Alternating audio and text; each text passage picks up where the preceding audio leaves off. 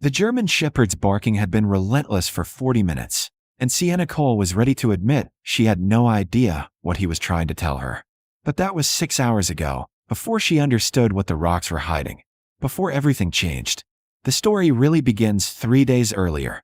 On the morning Sienna woke up on a bench outside the decommissioned lighthouse at Point Mercy with no memory of how she'd gotten there. The November wind off the Oregon coast cut through Sienna's secondhand parka as she opened her eyes to gray dawn and the sound of waves battering rock. She sat up fast, disoriented, her body protesting. 28 years old, but feeling 50 after 18 months sleeping rough. She stood 5'7", lean to the point of gaunt, with copper-red hair. She kept in a braid and green eyes that tracked movement the way prey animals do. A jagged scar crossed her left forearm, where she'd taken glass getting out of her ex-husband's truck the night she finally ran. Beside the bench, Gunnar stood watch. The German Shepherd was pure black except for tan points on his face and legs, 90 pounds of muscle and loyalty. His left hip carried a shrapnel scar from the IED blast in Helmand province that had ended his military career and landed him in the shelter where Sienna found him 2 years ago. His dark amber eyes never left her face. "Easy," she murmured, running her hand over his head. "I'm okay." She wasn't. Her phone was missing. Not that it had service anyway, just photos she couldn't afford to lose. Her backpack sat beside the bench, undisturbed, which meant she'd walked here herself. The last thing she remembered was panhandling outside the gas station in Mercy Harbor, 10 miles south. A man had given her $40 and a bottle of water, said something about the lighthouse being peaceful this time of year. After that, nothing. She checked her backpack. Everything was there except the phone and the emergency cash she kept in a zippered pocket. $200. 3 weeks of careful survival, gone. Damn it. Her voice cracked. Gunnar pressed against her leg, solid, warm, present. The lighthouse stood 50 yards away, white paint peeling, lens gone dark decades ago. The keeper's cottage beside it was boarded up, condemned signs posted. Beyond that, a gravel parking lot, a locked gate, and a single-lane road winding back to town. She'd been dumped here.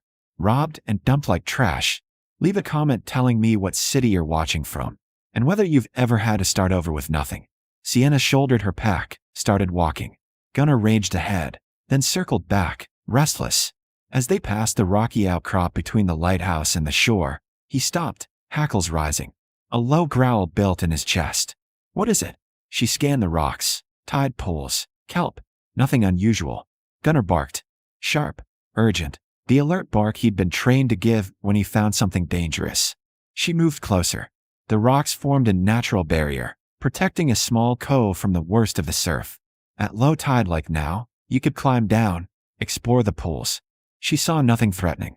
"Gunnar, leave it." She was exhausted, hungry, needed to get back to town and figure out what happened. The dog ignored her, barking continuously now, focused on a gap between 2 large boulders. Fine. She climbed down carefully, boots slipping on wet stone. The gap was narrow, dark. She pulled out her lighter, $3 at the gas station, more valuable than gold when you lived outside, and flicked it on. The flame caught the edge of something blue. Fabric. Sienna squeezed through the gap. The space opened into a small cave, maybe 8 feet deep, and the blue fabric was a tarp, and under the tarp were boxes. White cardboard baker's boxes, the kind you'd use for files. She lifted the tarp's corner. The top box wasn't sealed. Inside, bundles of cash, wrapped in plastic. Stacks and stacks of $100 bills. Sienna's breath caught. She opened the second box. More cash. The third. Passports, dozens of them, different names, different faces. The fourth, something wrapped in oilcloth that her hands recognized before her brain did. A handgun. Jesus. She backed out fast, nearly fell on the rocks. Gunnar was still barking, but different now. A warning bark, the one that meant someone was coming. Sienna looked up. A silver BMW was pulling into the parking lot. 2 men got out, both wearing dark jackets, moving with purpose toward the lighthouse. One of them was the man who'd given her the $40 and the water bottle 3 days ago. Understanding hit, like cold water. The drugged water. The missing phone that might have GPS. They'd needed her gone while they moved the money, and now they were back to collect it. And she was standing right next to their hiding place. The man who drugged her pointed at her, said something to his partner. They started running toward the rocks. Sienna ran too, Gunnar at her heels, back toward the lighthouse, mind racing. The cottage was condemned, but maybe she could get inside, hide, wait them out. She hit the cottage door with her shoulder, and it gave, rotten with splintering. Inside was dark, smelling of mold and abandonment. She could hear the men shouting, "Closer now." Then Gunnar did something strange. He grabbed her jacket sleeve and pulled, hard, toward the back of the cottage where a trapdoor lay half hidden under collapsed ceiling beams. A basement. Sienna grabbed the iron ring and hauled. The door opened with a shriek of rusted hinges, revealing wooden stairs descending into darkness. She and Gunnar went down fast, pulling the door shut above them just as boots pounded into the cottage. In the absolute dark, Sienna held her breath and listened to the men searching, cursing, tearing the cottage apart overhead. And she wondered what else was hidden in this basement, and how her dog had known it was there. The basement was stone-walled, maybe 12 by 12 feet, and Sienna's lighter revealed something impossible. Someone had been living here. Recently. A camping cot with a sleeping bag, bottled water in a plastic crate, a battery-powered lantern that flickered to life when she found the switch, stacks of notebooks, their pages covered in cramped handwriting. And on the wall, taped up like a detective's murder board, were photographs. The two men upstairs. A woman in a business suit. A yacht. More faces, more locations, all connected by lines of red string and handwritten notes. Money laundering, cargo shipments, Port of Mercy, Sheriff Reynolds. Gunnar settled beside her, alert but calm now, as if he understood they were safe for the moment. Overhead, the footsteps had stopped. Sienna heard voices, muffled by the floorboards. "Not here. Check the beach. Boss is going to kill us if we don't find that homeless bitch." She didn't see anything. She was barely conscious. She was standing right next to the cave, David. Right next to $3 million and enough evidence to put us all away for 20 years. Silence. Then, find her. I don't care how. The boots left, but Sienna knew they'd be back. They'd search systematically, the whole point. The beach, the woods. Eventually they'd find the basement. She turned her attention to the notebooks. The handwriting was precise, methodical. Dates, times, locations, license plates, names. Someone had been documenting a smuggling operation running through Point Mercy for at least 2 years. The most recent entry was dated 4 days ago. Final pickup scheduled November 15th, 0200 hours. 3 million cash from Portland distribution. Storage. Lighthouse cave until transport. Sheriff providing security. After this shipment, I have enough. Going to the FBI field office in Eugene. If I don't make it, the evidence is here. Tell my daughter I tried to do the right thing. Vincent Mora. Today was November 15th. Sienna flipped through the notebooks with shaking hands, piecing together the story. Vincent Mora had been a dock worker at Port of Mercy, 20 miles north. He'd stumbled onto a smuggling ring moving drugs up from California, laundering money through legitimate fishing businesses.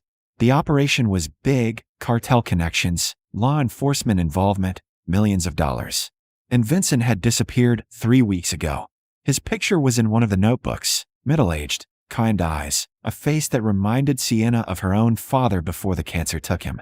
At the bottom of the crate was a cell phone in a waterproof bag. Still charged.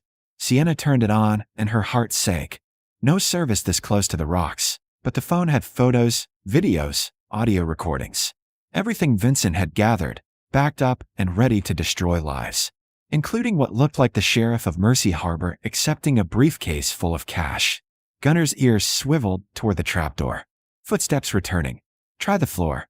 Look for loose boards, hidden spaces. She's small. She could be anywhere. Sienna made a decision. She grabbed 2 notebooks, the phone, and stuffed them in her jacket. Then she opened the back wall of the water crate and found what she'd hoped for. A gap in the foundation stones, probably where groundwater seeped in.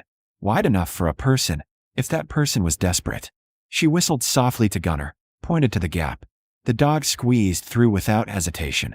Sienna followed, ignoring the scrape of stone on her back, emerging into a crawl space that ran under the cottage's foundation toward the cliffside. Behind her, the trapdoor shrieked open. Basement. Check it.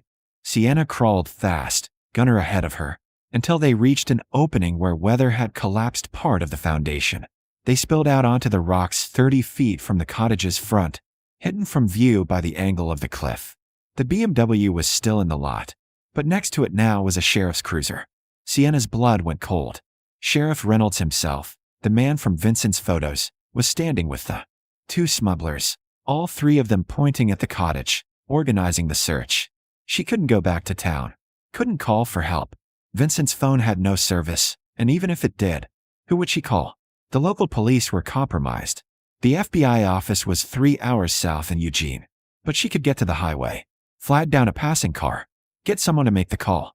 She started to move, keeping low, but Gunnar stopped, ears pricked forward. He was looking at the ocean. A boat was approaching the cove. Expensive, fast, cutting through the chop with professional ease. It dropped anchor 50 yards out, and someone in the pilot house was scanning the shore with binoculars. The final pickup. They were here for the money. Sienna understood then. Vincent Mora had planned to alert the FBI today, before the final shipment moved. That's why they'd killed him, or disappeared him, or whatever had happened 3 weeks ago. And now she'd stumbled into the middle of their last job, the one that would let them shut down the operation, take the money, and vanish before anyone connected the dots. She had Vincent's evidence. She was the only one who knew the truth, and they would kill her to keep it. The sheriff's radio crackled. He answered, listened, then looked directly at the rocks where Sienna was hiding. His eyes hadn't found her yet, but they would. Sienna grabbed Gunnar's collar. We run. Now.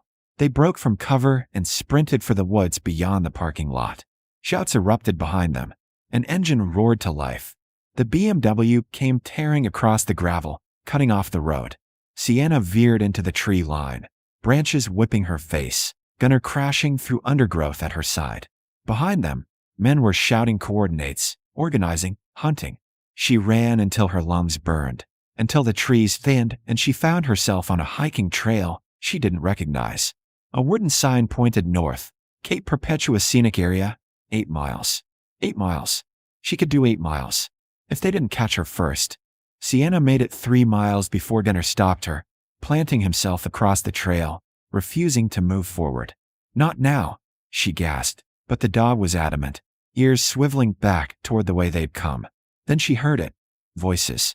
Multiple vehicles. They'd called in reinforcements. Gunnar led her off trail, down a steep embankment to a creek bed running through a ravine. They followed it upstream, using the water to hide their scent, until they reached a place where the ravine narrowed and a fallen log created a natural bridge. On the far side, partially hidden by sword ferns, was a Forest Service maintenance shed. The lock was rusted through. Inside, tools, emergency supplies, and miracle, a working landline phone mounted to the wall for ranger emergencies. Sienna grabbed the receiver. Dial tone. Her hands shook as she punched 911. 911. What's your emergency? My name is Sienna Cole. I'm being hunted by Sheriff Reynolds from Mercy Harbor and at least 4 other men. I have evidence of a drug smuggling operation, murders, money laundering, law enforcement corruption. I'm at a Forest Service shed somewhere in the Cape Perpetua area.